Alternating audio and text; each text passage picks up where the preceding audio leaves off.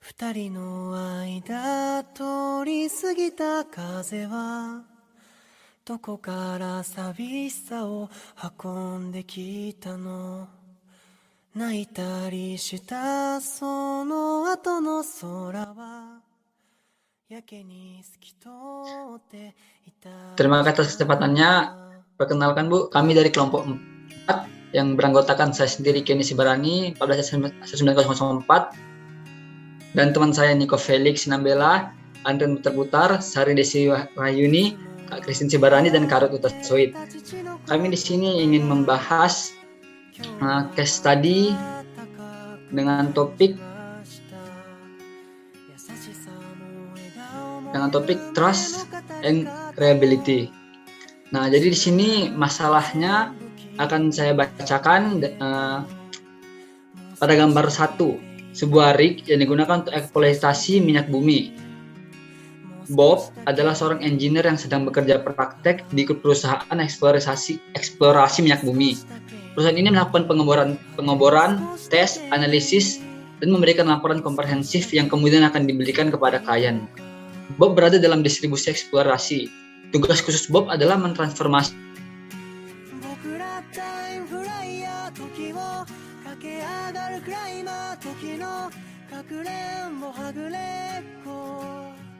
Ketika sedang mereview data hasil eksplorasi, Bob mendapati bahwa satu langkah penting dalam eksplorasi terlewatkan, sehingga ada data yang tidak diambil.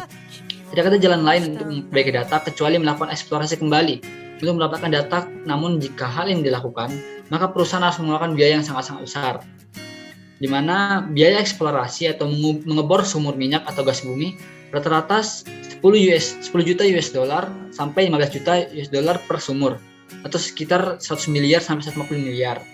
Ungkap Direktur Pengembangan Pertamina EP, Satoto Agustono, dihubungi Minggu tanggal 9 bulan 3 tahun 2014. Langkah penting yang terlewatkan ini adalah menambahkan zat kimia ke dalam pelumas yang akan dipompa ke dalam lubang pengeboran, sehingga analisa dari data ini dapat digunakan untuk menentukan apakah perlu dibangun penanaman gas pada lubang pengeboran. Ternyata Freddy lupa melakukan tes ini saat pengeboran. Bob menyadari bahwa Freddy akan kehilangan pekerjaan jika kesalahan ini diketahui oleh supervisor. Freddy tidak punya pilihan untuk kehilangan pekerjaan ini karena saat ini bisnis dunia sedang lesu dan istrinya sebentar lagi akan memiliki anak. Bob mempelajari dari data hasil pengeboran pada tahun sebelumnya di set yang berbeda. Data ini hanya memberikan kontribusi sebesar 1% dari keseluruhan data. Nah, jadi di sini kita ingin mendiskusikan dengan pertanyaan yang ada di slide ini. Haruskah Bob membuat laporan terkait hasil eksploitasi ini kepada supervisor tanpa perlu menunjukkan adanya data yang kurang? Dari kakak dan teman, mungkin ada yang ingin menyampaikan pendapatnya untuk pertanyaan yang pertama ini. Dipersilakan.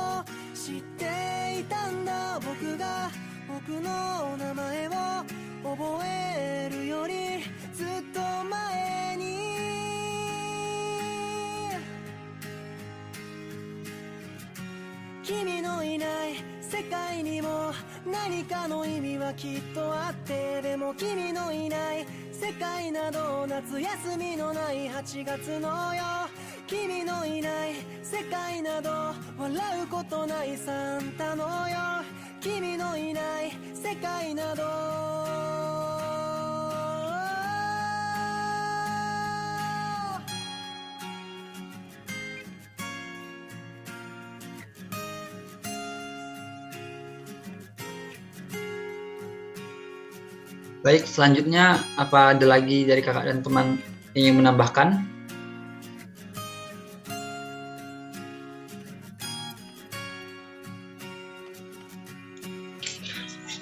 Menurut saya, jadi kita menjawab 3 pertanyaan yang Ibu kasih.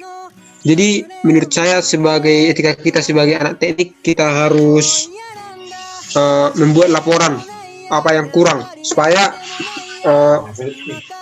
tidak ada kesalahan data nanti di suatu saat, karena zat kimianya juga sama juga kita harus mengasih tahu informasinya kepada kliennya.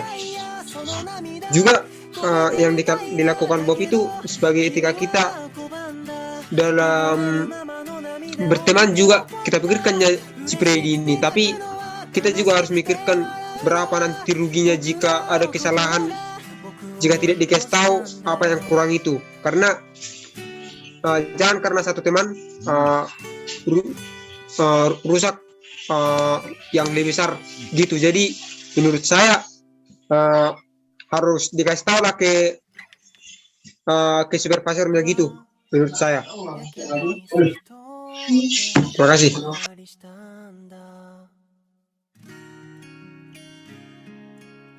Baik, terima kasih. Ada lagi dari kakak dan teman yang menambahkan?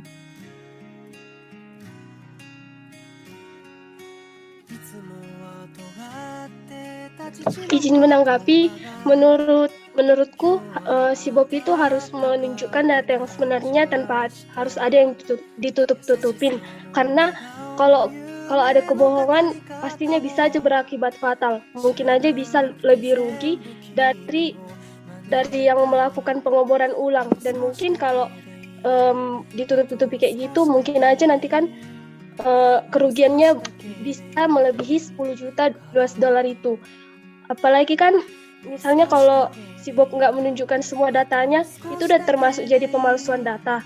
Dan pemalsuan data itu kan termasuk ketidakjujuran. Sementara engineering itu harus kayak mengatakan suatu kejujuran. Kalau untuk masalah si Freddy yang terancam kehilangan pekerjaan itu, mungkin si Freddy itu harus bisa menerima konsekuensinya dan kliennya. Dan si Freddy harus profesional dalam pekerjaan dan harus siap menerima kemungkinan terburuk.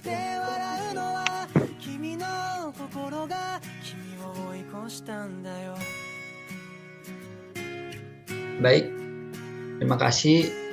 Jika ada lagi teman atau kakak yang menambahkan, silakan.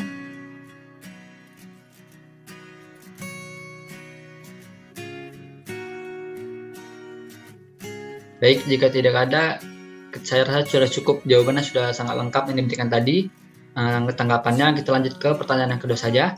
Yang kedua adalah, haruskah informasi ini tidak perlu diberitahu kepada klien? Bagi teman kakak, jika ada yang menambahkan, dipersilakan.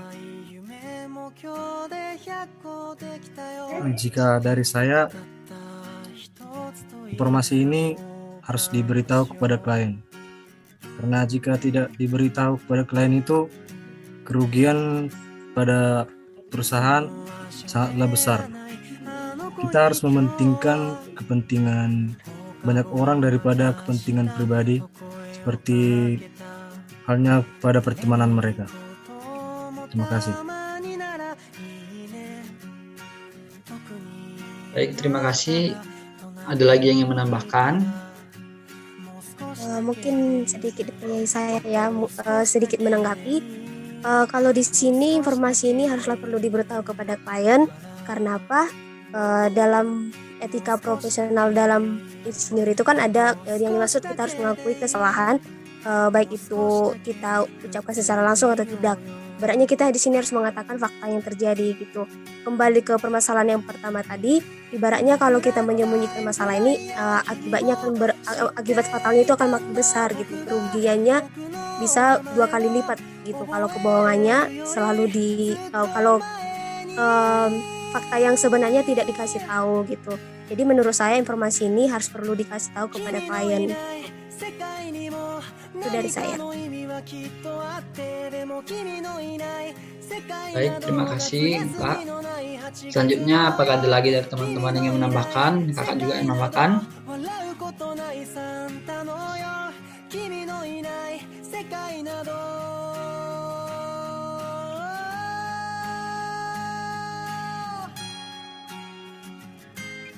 Baik, jika tidak ada lagi, mungkin sudah bagus, sudah cukup jawaban yang sebelumnya yang tadi baru dijawab. Kita langsung masuk ke pertanyaan yang ketiga. Apa yang harus dilakukan oleh Bob? Mungkin ada teman kakak yang menjawab dulu.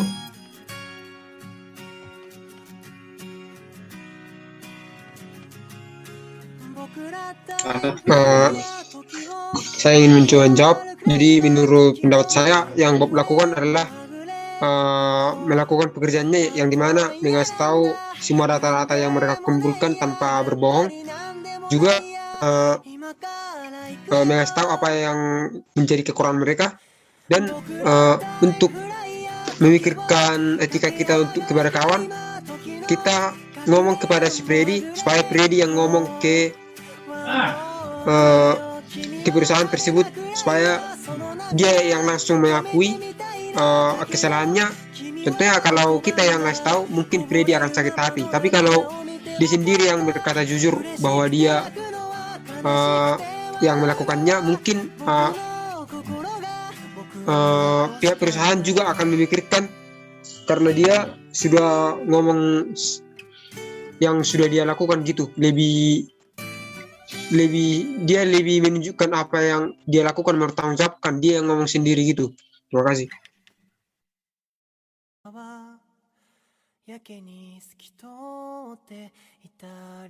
Baik, mungkin saya ingin mencoba menjawab.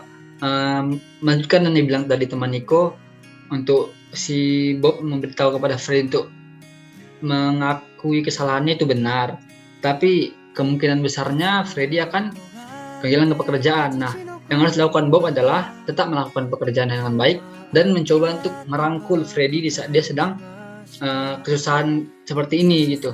Jadi di saat Freddy kehilangan pekerjaan, Bob sebagai teman dekatnya, bisa dibilang teman dekatnya, teman satu alma maternya, mungkin bisa merangkul si Freddy, bisa membantu Freddy untuk pembiayaan istrinya yang ingin melahirkan gitu kan.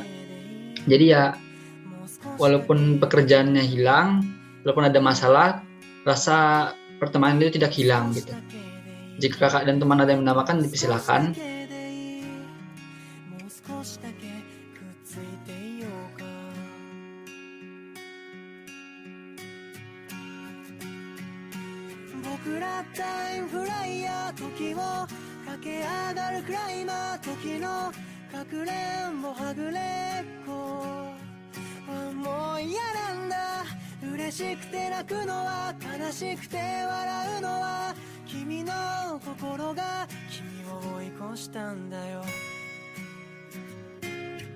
Baik, mungkin tidak ada lagi, mungkin sudah cukup ya jawaban yang tadi sudah disampaikan.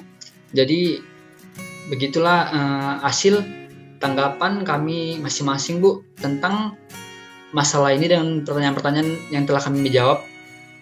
Sekiranya jika dari kami ada kesalahan kata-kata, mohon dimaafkan. Sekian dan terima kasih.